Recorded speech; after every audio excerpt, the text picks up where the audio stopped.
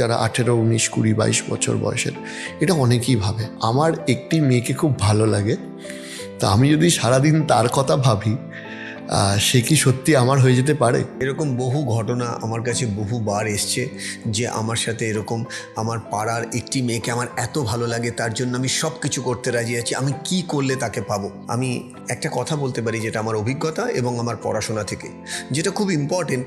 একটা স্পেসিফিক কাউকে পাওয়ার পিছনে কারণ কি? আলটিমেট তো ফিলিংস।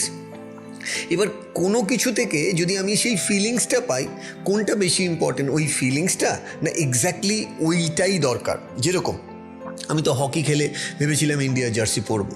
আজকে যদি সত্যি হকি খেলে ইন্ডিয়ার জার্সি পরতাম, তাহলে হয়তো 2-3 বছর, 4 বছর, 5 বছর, রাইট? তাহলে হয়তো এই মৃণাল চক্রবর্তীর জন্ম হতো না। হতে তো পারে আপনি যাকে চাইছেন, যদি সে আপনার জীবনে না আসে তাহলে কি বিরাট ক্ষতি হয়ে যাবে? এরকমও তো হতে পারে তার থেকেও বেটার কিছু আপনার জন্য ওয়েট করছে।